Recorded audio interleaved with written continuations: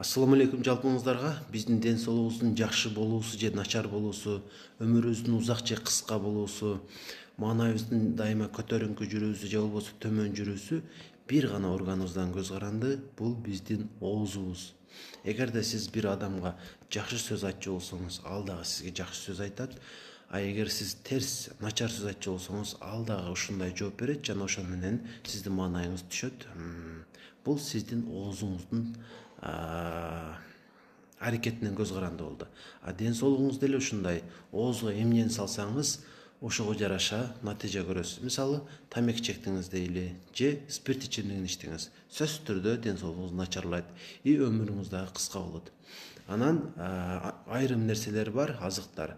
Биздин ден соолугубузга эч кандай пайдасы жок, зыяндары болсо өтө көп. Ошол нерселерден такыр баш тартып коюуну мен сиздерге буга чейин көп эле жолу айтып келдим. Алар кайсылар экени деле сиздерге белгилүү.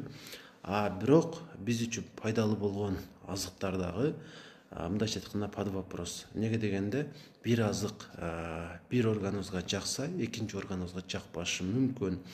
Мисалга алсам, лимон биздин бөйрөгүбүз үчүн өтө пайдалуу. Ал жерде таштын пайда болуусун алдын алат, бирок ашказаныбызды оорутуп коюшу мүмкүн. Анткени ал кычкыл. Ошондой эле шпинат ден соолук үчүн өтө пайдалуу азык, бирок ал тескерисинче бөйрөктө таш пайда кылып коюшу мүмкүн. Ошондой эле гвоздика, билесиздер, кыргызчасын биле албай атам, өтө пайдалуу азык, ооздогу микробторду жок кылат, организмдеги микробторду жок кылат, иммунитетти көтөрөт, жана башка көп жактары бар. Бирок ал дагы бөйрөктө таш пайда кылып коюшу мүмкүн. Куркума тууралуу деле ушул сөз. Ал иммунитетти көтөрөт сөзсүз түрдө, бардык түрдөгү паразиттерди жок кылат, боорду тазалайт, жоон ичегин тазалайт, иммунитетти көтөрөт, бирок бул бөйрөктө таш пайда кылып коюшу мүмкүн. Ушундай бардык азыктын оң жана терс жактары бар. Эми ушул учурда эмне кылыш керек болот? Бул учурда бардык нерсенин чегин билиш керек. Мисалы, лимондун согун эчкур дегенде 5 күндө бир жолу ичип турсаңыз, ашказаныңызды оорутпайт. Анын үстүнө тамактан кийин ичсеңиз жакшыраак болот. Же болбосо ач карында эле иче бериңиз. Сууга кошуп, мисалы, 1 стакан сууга 1 кашыктай, 1 аш кашыктай лимондун согун чыгарасыз дагы ичип коесуз эртең менен. Бул сиздин бөйрөгүңүздө таш пайда болуунун алдын алат. Анан 5 күндөн кийин, ошол 5 күн, 1 күн ичтиңизби, анан 5 күн күтүп туруп 6-күн ичип атпайсызбы? Ошого чейин алманын уксусун ичип коюш керек болот. Аны дагы өтө көп колдонуу жакшы эмес. Мунун дагы пайдалары көп экенин буга чейин айтып келдим.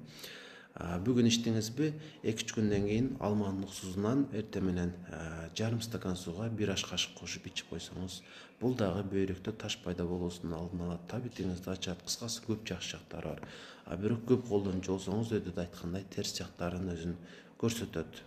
Ошол себептүү ушул эки азыкты бөйрөктө таш пайда болуусунун алдын алыш максатында колдонуп турсак болот. Бөйрөктө таш пайда болуусунун алдын алуу үчүн дагы туура тамактаныш керек. Кантип? Мисалы, тамактануу убактысын белгилеп алыш керек. Ошондо эртең мененки 9-да биринчи жолу тамактанчу болсоңуз, акыркы жолу кечки саат 7-де. Ошондо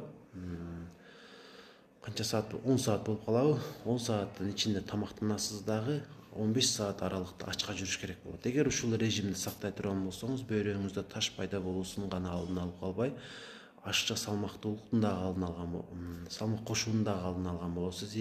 Плюс башка дагы жакшы жактары бар. Ички органдарыңыз дагы дем алып калышат эртең мененге чейин. Анан бөйрөктө таш пайда болуп калуусунун алдын алыш үчүн суюктукту дагы бир аз көбүрөөк ичиш керек. Минимум 1 литр. Эгер сиз 1 литрден көбүрөөк ичсеңиз, адаттагыдан бир аз кошуп коюңуз дагы, таптакыр ичпесеңиз 1 литр ичишиңиз керек эчкур дегенде. Ушинтип бөйрөктө таш пайда болуусунун алдын алабыз. Анча-мынча чуркап туруш керек. Ошондо жакшы жактар болот. Анан дагы ооз тууралуу сүйлөп калдым. Ошондуктан напси тууралуу айтып койбосом болбойт. Адамдын напсиси ушунчалык күчтүү болот экен. Ал биз ооруп атканыбызга дагы карабайт. Биз жада калса төшөктө жатып калганыбызга дагы карабайт. Эмнени каалап аткан болсок, ошонун баарын жегибиз келет. Айрыкча диабет менен жабыркаган пациенттер менен көп иштешкенимден улам, билем, 10 адам менен иштешсем, ошонун 2-3-өсү гана диета кылат. Балким алар деле толук карманбайт. Мен сиздерге эскертип коеюн дагы бир жолу. Эгер сиз диабет менен жабыркасаңыз, сөзсүз түрдө күчтүү диетада жүрүшүңүз керек болот.